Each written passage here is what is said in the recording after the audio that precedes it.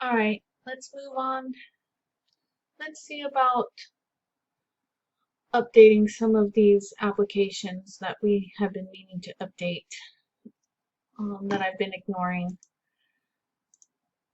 I'm going to minimize this. I don't think we need to come back to this. If you notice on the Chrome, it has an option for update. If I was to select that, it would give me an option to update it automatically. But if you don't see that, you can always go to Help and then go to About Chrome. That will be an option to see what version you're on and look up to see what is the most recent update if necessary. But I'm just going to go through the automatic option by selecting update that it was out of date and reinstall Chrome. It's going to tell me download Chrome. I'm going to go ahead and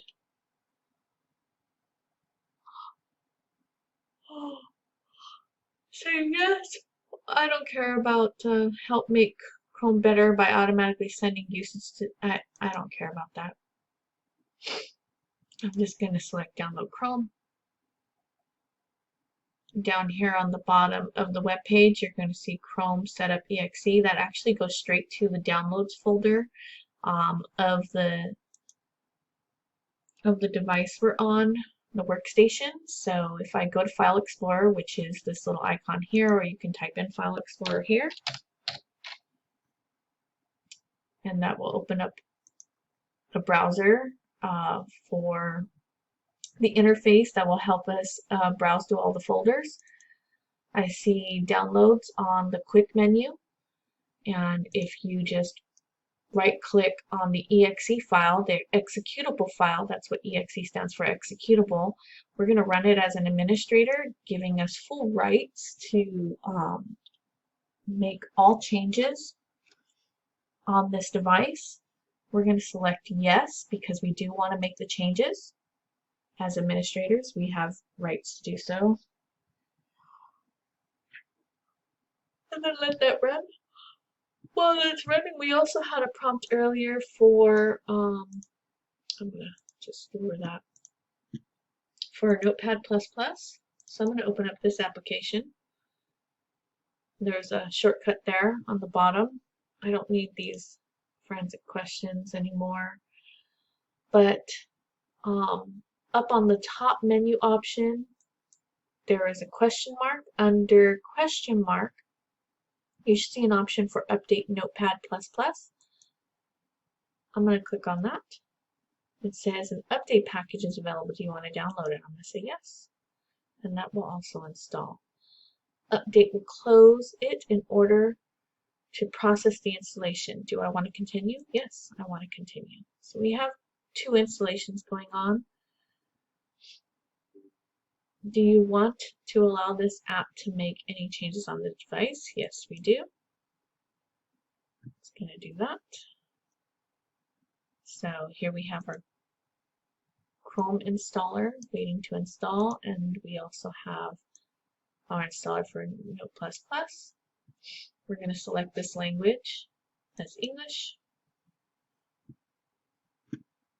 We're going to hit next to continue onto our installation wizard. That's this dialog box. A lot of people call it the installation wizard. We're going to accept all their terms, so we're going to hit next. This is the default folder. Anything that automatically sets up in the destination folder is usually the default folder. We're going to hit next. Keep in mind that it's installing under Programs File 86. Okay, you can keep all the defaults on here if you want, just to be consistent. I don't see anything that remotely stands out as something we shouldn't have. If we needed to add something, we can always go back and make changes. There are other options here For install, I'm just going to have it as whatever is defaulted. We can create a shortcut on the desktop like the one that we already see available. That's what that little arrow icon on the Notepad++ icon over on our desktop is. You can ask to show details about the installation. I don't wish to. I'm just going to hit install. You can see the Chrome installation has noted that it's been completed.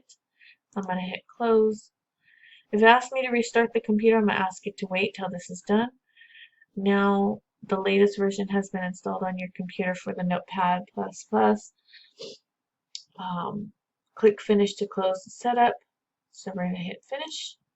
Right away it's already set to run.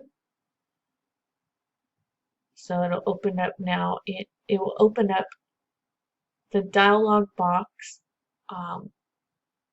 for the Note++ because we have that check mark to run it after the installation, and it lists all the changes, bug fixes, all the new improvements that were set up, like this one: add window dialog, file modified time, sort capacity is now added on there.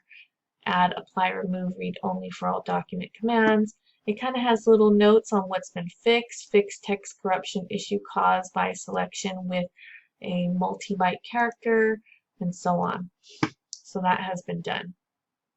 We can basically close this now. Thanks for downloading. Just a few steps. We don't need any of this anymore either. And that's it for that. Just so you can check, I'm going to save this to the desktop just in case I need to come back to it. I'm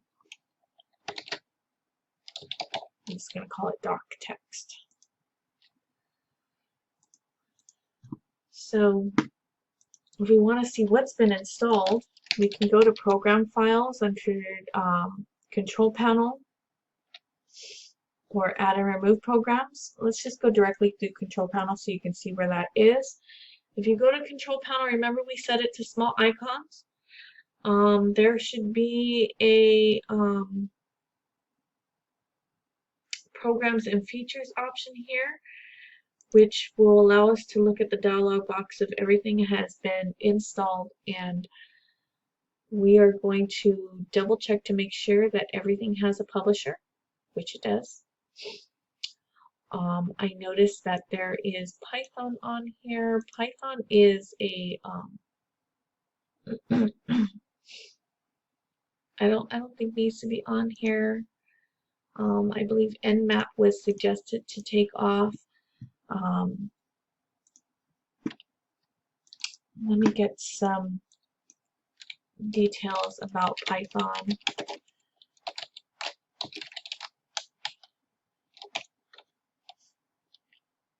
So, just so you're aware, Python is a programming language, and we are supposed to be an IT group that handles their IT, but at no point in time did they say that there was any kind of programming tools that were necessary. So we can probably uninstall this, as we're not supporting anyone that should have any options to write code on this workstation. So we're just going to go through the default prompts of removing that.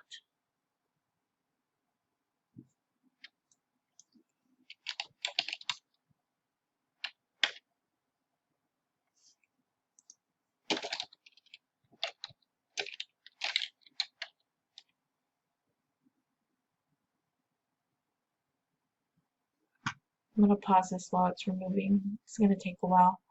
Okay, and we're back. It was uninstalled successfully.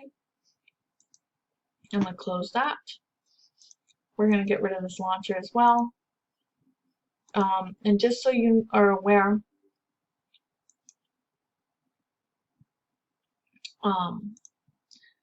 this Nmap is a free source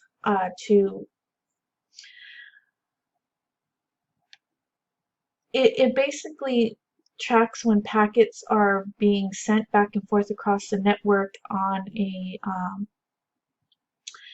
and analyzes the responses. If you recall in the README file, it said that the only application that was authorized was Wireshark. Wireshark kind of does that already. We don't really need this one, so we're going to get rid of this one. This is a free source application, but it is not authorized to be on this workstation, so we're going to get rid of it.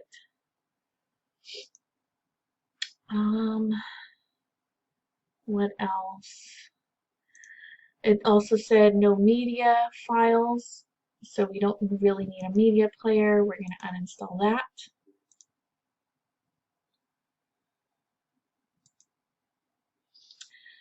.7-zip needed to be its latest version, so I gotta look that up and make sure it's its latest version.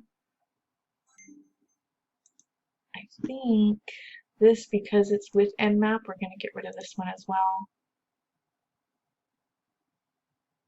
Okay, that one's still uninstalling. Alright, let's see.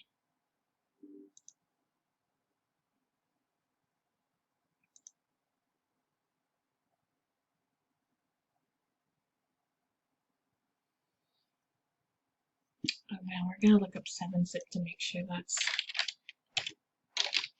at its latest version. We're gonna run it as administrator. I'm gonna say yes.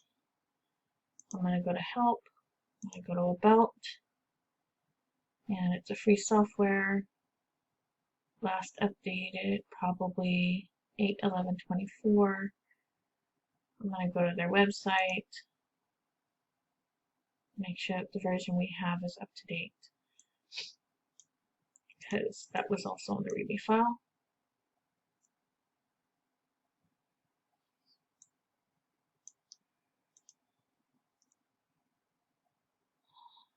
So as you can see, their latest version right now is 25.01 and we're at 24.08, so we definitely have to upgrade this.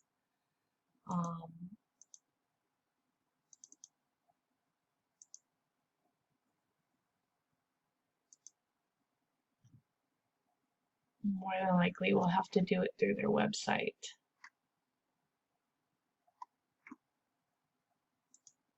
So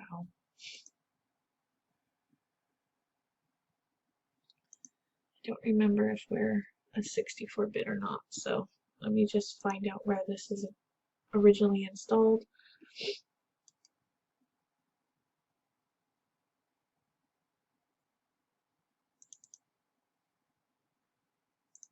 It says x64 right here.